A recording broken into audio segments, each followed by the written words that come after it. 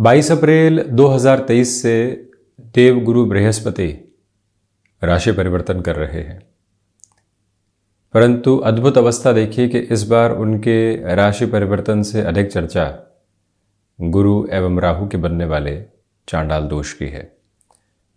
देवगुरु बृहस्पति के राशि परिवर्तन का पूरा ही चर्चा वृत्तांत लेकर हम कर्क राशि के जातकों के लिए यहाँ उपस्थित हैं। ढैया के प्रवास काल में वर्तमान समय में आप चल रहे हैं। शनिदेव अष्टमेश होकर अष्टम भाव में है, अपने प्रिय राशि स्थान में है।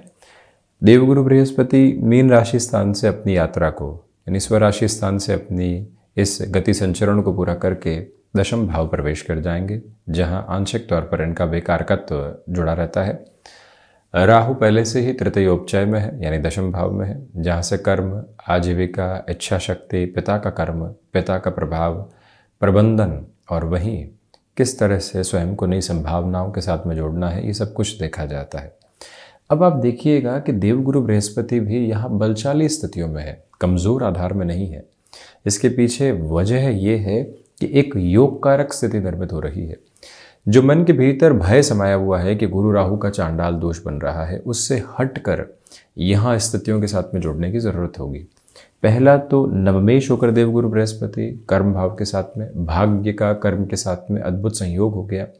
राहु भले ही दशम में हो, षष्ठ में हो, तृतीय में हो या फिर एकादश में हो, ऐसी अवस्थाओं के साथ में राहु अपने बेहतर फलों को देने वाले होते हैं, क्योंकि जो विल पावर है, मन के भीतर की शक्ति और साहस की स्थितियां हैं, वो दिखाई नहीं देती, वो कर्म के माध्यम से निरूपित होती है और वहीं पर राहु का प्रभाव बहुत गहराई से रहता है। तो इसी वजह से सबकॉन्शियस अप्रोच में जो एक पावर मिलनी चाहिए वो राहु के माध्यम से बहुत अच्छे से मिलती है। अब गुरु राहु का चांडाल दोष जरूर है, परंतु विशेष बात यह है कि 10th हाउस के साथ में जो कामकाज को लेकर कन्फ्यूजन्स मिलते हैं या कुछ हल्के फुल्के अवरोध आ जाते हैं, व्यक्ति वहाँ से घबरा कर ये सोच ले कि अब रास्ते बदलने होंगे, तो उसके लिए दुविधाएं निकल कर आती है। वर्षों से एक ही कार्य कर रहा है, किसी ने कोई और शुरुआत की, लगने लगा कि वहाँ जोड़ा जा सकता है। अब इस कामकाज में सैचुरेशन है, जो कामकाज बेहतर था वहाँ से ध्यान हट गया, किसी और कामकाज की तरफ गए, वहाँ पर इतना बेहतर अभी तक नहीं कर पाए, और जो एग्जिस्टिंग वर्क था जहाँ पर लगा सैचुरेशन था, वहाँ पर भी परफॉर्मेंस अपने आप ही डाउन होती चली गई। मन ने ये कहा कि हमने निर्णय तो सही लिया है, नए कामकाज की ओर चले गए, वहाँ पर तो वैसे भी दुविधाएं सामने आ रही है, जबकि वजह ये थी कि हम वहाँ ध्यान नहीं दे रहे थे। इसी वजह से ऐसे कंफ्यूजन से दूर रहने की जरूरत रहेगी। एग्जिस्टिंग वर्किंग बेस के साथ में जो परफॉर्मेंस ओरिएंटेड अप्रोच होती है, प्रत्येक दिन खुद को जो एक तरह से ऑब्जर्व और एनालाइज करना होता है। 22 April 2023 up to 31 October 2023 is the precise time कि जहां पर हमें इन गणनाओं के साथ में बहुत गहराई से ध्यान रखने की जरूरत रहेगी। और ये ध्यान रखना होगा कि हम कहीं पर भी खुद को छोटी छोटी अवस्थाओं में उलझाने वाले नहीं हो। यहां लगता है कि अव्यवस्थित हुए हैं, वहीं खुद को ये कहना पड़ेगा और खटखटाना पड़ेगा अपने मन के द्वार को कि नहीं, हम अव्यवस्थित नहीं है। गुरु राहु का चांडाल दोष अभी यहां चंद्रमा प्रधान राशि के जातकों के लिए दशम भाव में बना हुआ है, अवरोध आ सकते हैं, घबराने की जरूरत नहीं। नौकरी पेशा जीवन के अंदर प्लेस चेंज की कहीं पर भी अप्रोच मिलती है, उसको भी सहृदयता के साथ में स्वीकार किया जा सकता है, ये आप गौर करके चलिएगा। दूसरे क्रम में इस बात को भी अपने भीतर तक आत्मसात करके रखें कि आपके लिए कोई भी एब्रप्ट चेंज आ रहा है, उसको अपॉर्चुनिटी मानकर स्वीकार करना ठीक नहीं है। एब्रप्ट चेंज है तो वहाँ बहुत ज़्यादा कॉन्शियस रहा जाए। आपको कोई ऐसी जिम्मेदारी सौंपी जा रही है जहाँ पर अनुभव नहीं है, सिर्फ विश्वास के बूते चलना है। ऐसी टीम के साथ में कोऑर्डिनेशन एस्टेब्लिश करना है जो एक तरह से हमारे द्वारा उस लेवल के कोऑर्डिनेशन में नहीं रहते। तो अब क्या किया जाए, वहां व्यक्ति प्रत्येक कदम संभाल कर रखने वाला हो, ये ध्यान रखें। आप यहां आईटी फील्ड स्पेसिफिक में हैं, आप यहां पर टेक्सटाइल संबंधी कामकाज में है, हैंडीक्राफ्ट संबंधी कार्य में है, ग्रेन्स को रिलेट करते हुए किसी भी वर्किंग अप्रोच के साथ मेरी आपका जुड़ाव है। याद रखिएगा कि 10th हाउस के साथ में जो ये अप्रोच बनी हुई है, इसमें खुद को बारंबार समझाएं कि हम यहाँ एग्जिस्टिंग बेस पर बहुत ज़्यादा ध्यान देंगे। जहाँ पर भी लगता है कि किसी के भरोसे रहने से कार्य में दुविधाएं आ सकती है, वहीं खुद को रोका और कहा कि नहीं, भरोसे नहीं रहेंगे, हम अपने प्रयत्न और यत्न के साथ में खुद ही बढ़ने वाले होंगे। चेंजेस की अप्रोच के साथ में एक महत्वपूर्ण बात यह भी है कि परिवर्तन, क्योंकि दोनों ही ग्रहों की दृष्टि यहां एक तरह से धन भाव पर रहेगी, शनिदेव की दृष्टि में भी संघर्ष देने की एक अलग क्षमता और ताकत है, तो वो भी धन भाव पर अपनी दृष्टि को रखे हुए हैं। इसी वजह से जो फाइनेंशियल बेसिस के ऊपर एक अप्रोच चल रही है उसको वैसे ही लेकर चलिएगा, उसमें बहुत ज़्यादा रद्दोबदल करने से बचें।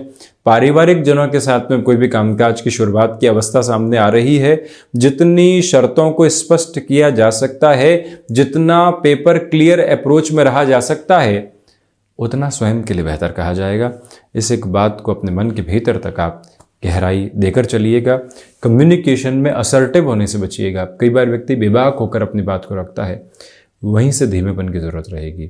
ये भी याद रखें कि यहाँ आपके लिए जो कुटुंबी जनों के साथ में एक कोऑर्डिनेशन एस्टेब्लिश नहीं हो पा रहा था, वहाँ अभी भी थोड़ा संभलने की ज़रूरत रहेगी। लगेगा कि जुड़ाव हो रहा है, पैतृक संपत्ति संबंधी विवाद सुलझ सकता है, जो रुपया पैसा अटका हुआ है पुनः प्राप्त हो सकता है, परंतु खुद को यही कहें कि हमें अभी भी संभल कर चलने की ज़रूरत है। मेटल संबंधी कामकाज में फाइनेंशियल गेन की एक्सपेक्टेशंस रखी जा सकती है। एक विशेष बात और भी है, अगर आप यहाँ नेटिव के साथ में किसी भी कामकाज की शुरुआत करना चाहते हैं, वहाँ बेहद आसानी से बढ़ सकते हैं, उसमें दुविधाएं बिल्कुल भी नहीं है। अब जब देवगुरु बृहस्पति ऐसे परिवर्तन के साथ में होते हैं, जी 10th हाउस के अप्रोच के साथ में होंगे, तो भाग्येश होकर कर्म में होंगे और धन भाव को देखने वाले होंगे। इसी वजह से धनागमन में स्थिरता तो रहेगी। कई बार लगेगा कि अब तो कामकाज अटक जाएंगे और वहीं से ईश्वर प्रदत्त रास्ते सामने होंगे और पुनः मार्ग प्रशस्त होते चले जाएंगे।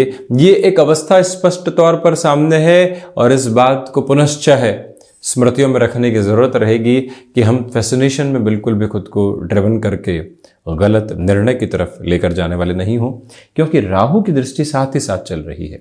गुरु की दृष्टि में अमृत है, भाग्येश का बल है, रोगेश एक तरह से दशम में है, परंतु ऐसी अवस्था सामने कई बार निकल कर आती हुई देखी गई है। तो वहीं इन दोनों ही ग्रहों की दृष्टि चतुर्थ भाव पर रहेगी।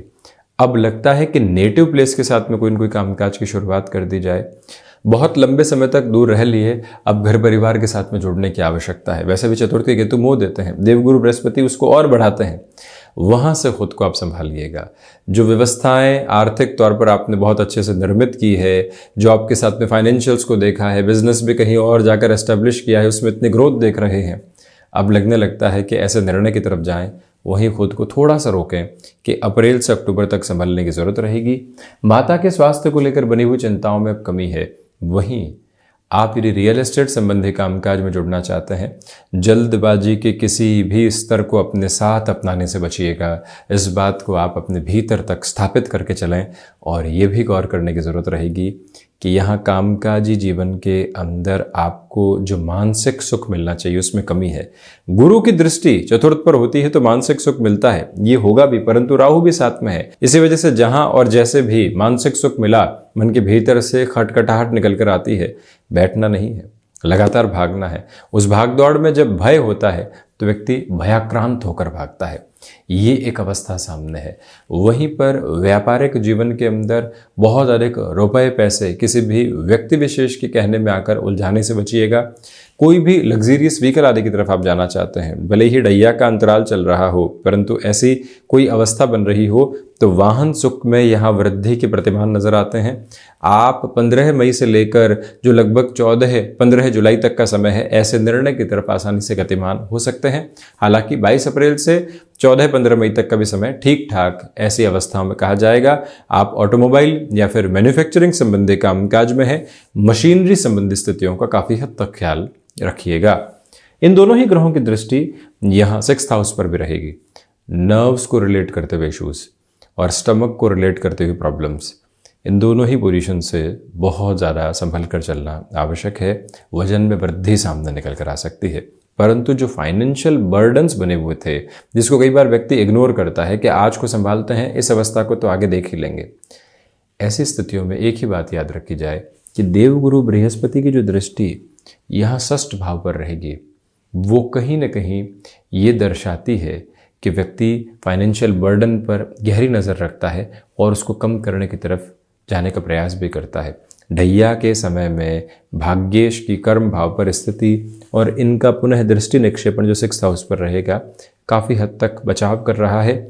शत्रु पक्ष यहाँ हावी नहीं है, परंतु ये ध्यान रखिएगा कि लोग लगातार आपको रिएक्टिव करने का प्रयास करेंगे और राहु कई बार वहाँ व्यक्ति को रिएक्शंस के साथ में जोड़ भी देते हैं। उससे संभलना अति आवश्यक है। यहाँ रोग नाशक मंत्र का निरंतर तौर पर जाप करते रहना, खान पान के साथ ही साथ में जो एक तरह से हम खुद को माइंडफुल अप्रोच में लेकर चलते हैं, क्या अन्न ग्रहण कर रहे हैं, उसके साथ में कितना एकाग्रचित्त होकर जुड़े हुए हैं, क्या रेगुलर बेसिस के ऊपर एक्सरसाइजेज आदि चल रही है, ये सब कुछ स्वयं को बारंबार बताने की आवश्यकताएं आपके लिए रहेंगी। ये याद रख कर चलने का प्रयत्न कीजिएगा और वहीं पर एक उपचय से जो त्रिक की ओर इनका संबंध रहेगा, और यूँ भी कहा जाए कि उपचय की तरफ ही संबंध रहेगा।